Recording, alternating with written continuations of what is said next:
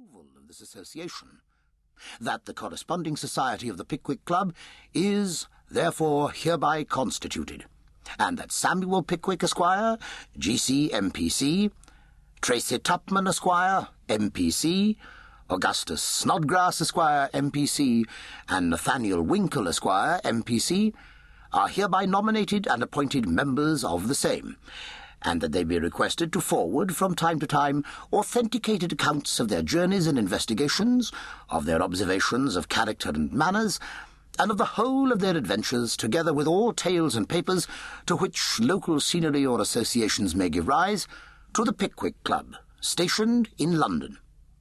That this association cordially recognises the principle of every member of the corresponding society defraying his own travelling expenses, and that it sees no objection whatever to the members of the said society pursuing their inquiries for any length of time they please upon the same terms. That the members of the aforesaid corresponding society be and are hereby informed that their proposal to pay the postage of their letters and the carriage of their parcels has been deliberated upon by this association, that this association considers such proposal worthy of the great minds from which it emanated, and that it hereby signifies its perfect acquiescence therein. A casual observer, adds the secretary, to whose notes we are indebted for the following account, a casual observer might possibly have remarked nothing extraordinary in the bald head and circular spectacles which were intently turned towards his, the secretary's, face during the reading of the above resolutions.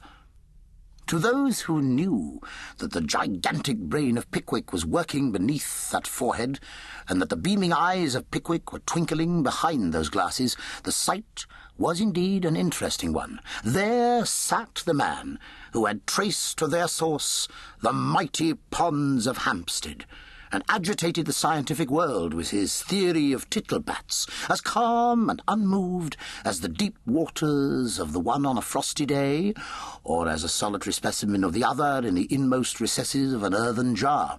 And how much more interesting did the spectacle become when, starting into full life and animation, as a simultaneous call for Pickwick burst from his followers, that illustrious man slowly mounted into the Windsor chair on which he had previously been seated, and addressed the club himself had founded.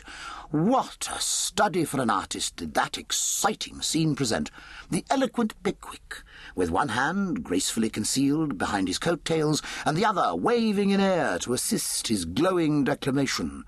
His elevated position revealing those tights and gaiters which, had they clothed an ordinary man, might have passed without observation, but which, when Pickwick clothed them, if we may use the expression, inspired voluntary awe and respect, surrounded by the men who had volunteered to share the perils of his travels, and who were destined to participate in the glories of his discoveries.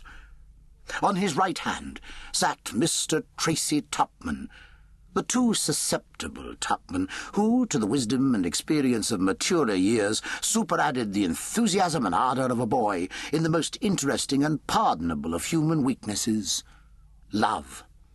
Time and feeding had expanded that once romantic form. The black silk waistcoat had become more and more developed.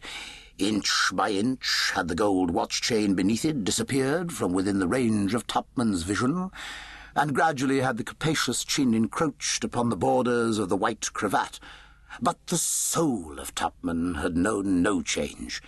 Admiration of the fair sex was still its ruling passion. On the left of his great leader sat the poetic Snodgrass, and near him again the sporting Winkle, the former poetically enveloped in a mysterious blue cloak with a canine skin collar, and the latter communicating additional lustre to a new green shooting coat, plaid neckerchief, and closely fitted drabs.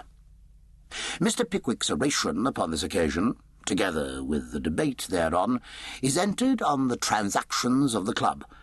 Both bear a strong affinity to the discussions of other celebrated bodies, and as it is always interesting to trace a resemblance between the proceedings of great men, we transfer the entry to these pages.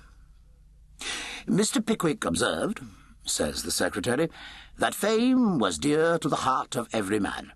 Poetic fame was dear to the heart of his friend Snodgrass. The fame of conquest was equally dear.